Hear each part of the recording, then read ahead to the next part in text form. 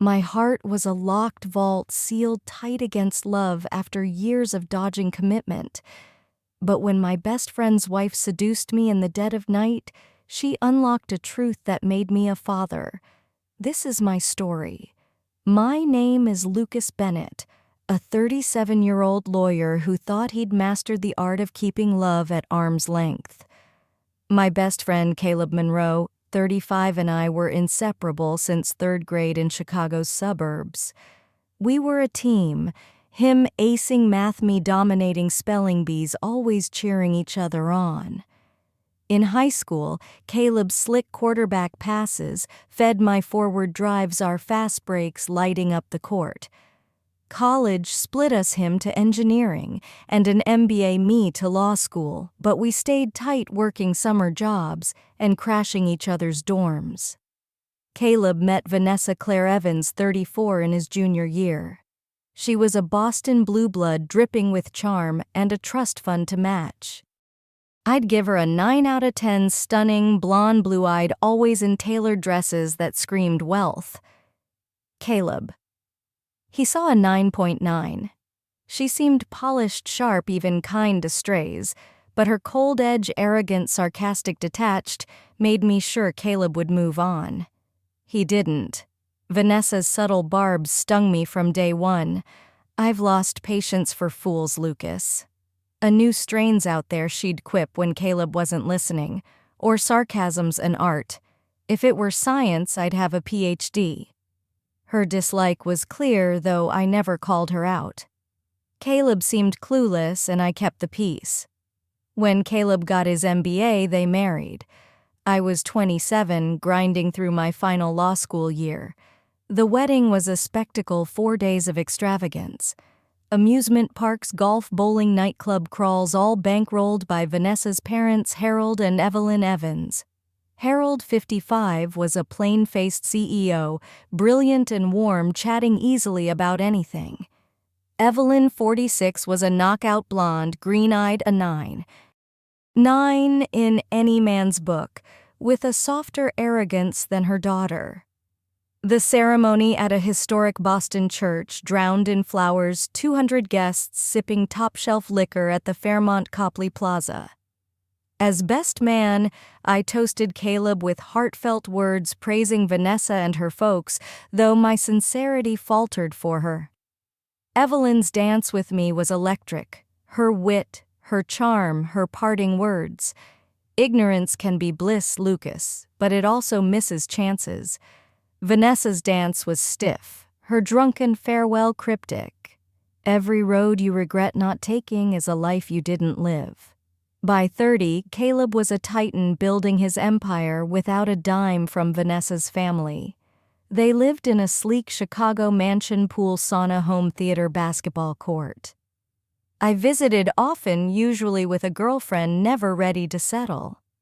Vanessa was oddly warmer to my dates than me, though they mentioned her probing questions about my life. Then came the trip that changed everything.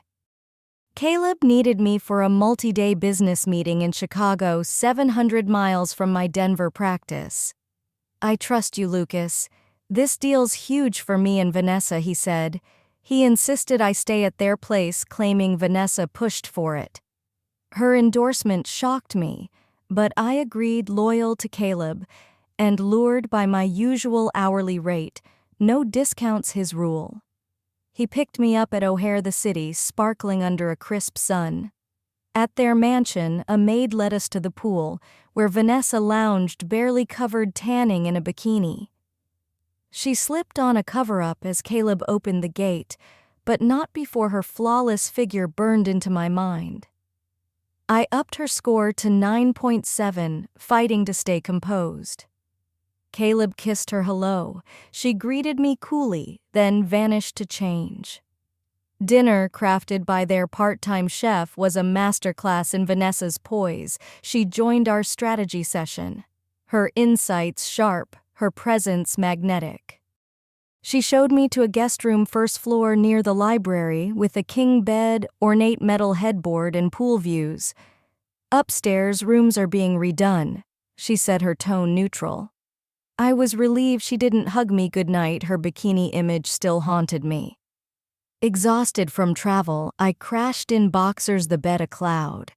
At 3 a.m., a vivid dream of a Star Trek Orion girl caressing me jolted me awake. My wrists were cuffed to the headboard, boxers gone. Vanessa, not a dream, was there, her silhouette breathtaking. I stammered, "What are you doing?" urging her to stop, but my body betrayed me. She moved with purpose, climbing atop me, her beauty silencing my protests. I fought to delay ensuring her climax before mine. We collapsed, breathless, her weight on me, my mind reeling. I tried to speak, but she hushed me. "Don't talk, just feel." 15 minutes later, she stirred again, reigniting us. The second round was fiercer, my guilt drowned in passion. I passed out, waking at dawn, uncuffed alone, a dull ache confirming it wasn't a dream. "Oh no," I muttered, horrified. In the kitchen, Caleb, in a suit like mine, greeted me cheerfully. Vanessa at the stove cooked blueberry pancakes, acting as if nothing happened. "Weird dream last night," I said loudly. Caleb laughed, asking for details. "An Orion girl from Star Trek." "Vivid," I replied, eyeing Vanessa. She didn't flinch, though her slow bite of a sausage felt like a taunt. I planned to book a hotel, but Vanessa cut in, "I'm out tonight, Caleb. Theater with Mom." Relief hit. Caleb confirmed their chef Morton would handle dinner. She kissed Caleb goodbye, nodding politely at me. My mind churned, vowing silence to protect Caleb's trust. The meeting went smoothly, my focus razor sharp. We wrapped early, hitting Caleb's home gym, jogging to a park, swimming laps in his pool. Morton's dinner was flawless, followed by pool and baseball on TV. I crashed exhausted, only to wake at 3 a.m. cuffed again. Vanessa illuminated by a dim lamp, her form mesmerizing. She took control, our passion relentless, leaving us drained. I slipped into a haze, waking uncuffed alone, Vanessa absent at breakfast. Caleb teased another Orion girl. I forced a laugh. Something about that bed. The final meeting sealed Caleb's deal, his gratitude warm as he dropped me at the airport. Guilt gnawed, I'd betrayed my best friend, savoring it too much. Months later, I unraveled. Vanessa ignored my calls, so I saw a therapist, gaining clarity but no answers. My next visit with a girlfriend was tense. Caleb, driving from the airport, grinned, "Big surprise, Lucas." Vanessa, visibly pregnant, greeted us. 7 months, she said flatly when I asked. My girlfriend kept things light, but dread settled in. 7 months after those nights, Vanessa gave birth to Lily Grace Monroe. At 4 months, I held her, her tiny warmth stirring something deep. By 14 months then, 25, Lily was a whirlwind, adorable, chatty, a swimmer and mini hoop shooter. She adored me, demanding stories and pool time, her bond inexplicable. Caleb and Vanessa beamed with pride. During a visit when Lily was 2, Vanessa's parents, Harold and Evelyn, arrived. Evelyn cornered me in the library. "How'd Vanessa get you to father her child?" "Shock hit like a freight train." "Susan's yours, Lucas. You see it, don't you? Her connection to you." I denied it, reeling, but her words sank in. My girlfriend noticed my pallor, joking about ghosts. I walked it off, barely holding it together. A month later, tragedy struck. Evelyn called, sobbing. Caleb died in a private plane crash with his pilot and a colleague. I flew to Chicago, helping Harold manage arrangements as Vanessa crumbled. Her grief was raw, her spark gone. I delivered an upbeat eulogy, earning her quiet thanks. Lily's fierce hug goodbye, unaware of her loss, broke me. Over months, I checked on Vanessa, aiding her, remotely avoiding the paternity question. 6 months post-crash, Vanessa called. "I'm road tripping with Lily, stopping in Denver. Can we visit?" I agreed, prepping my place with toys and a guest bed.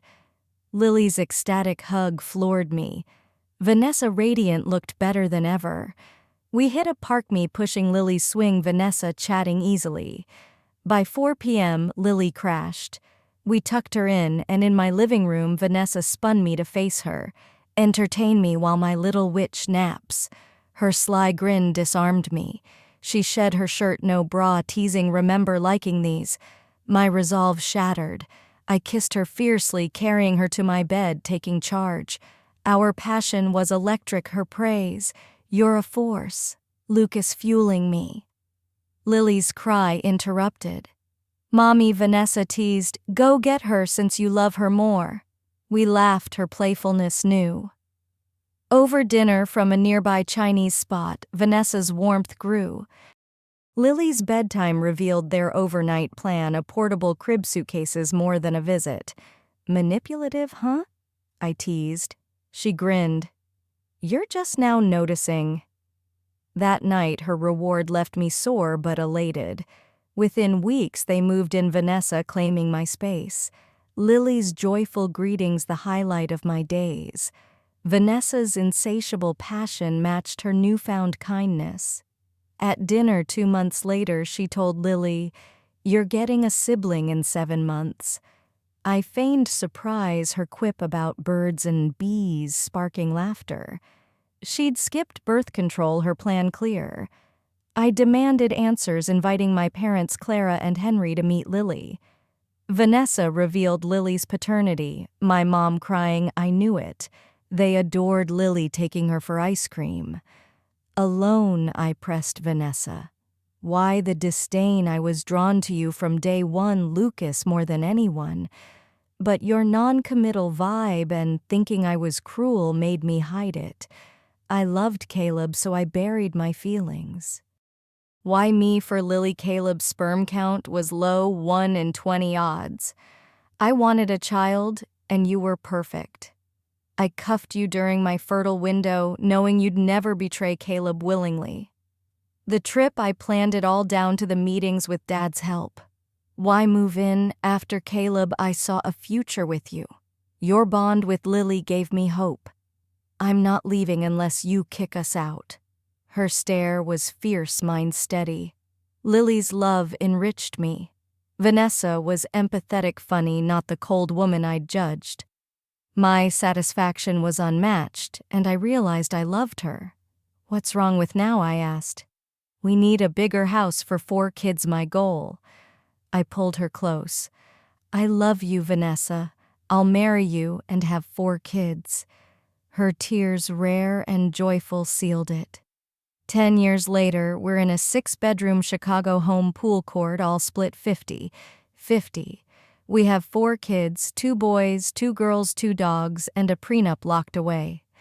Vanessa runs a women's and children's center, giving 10% of our income.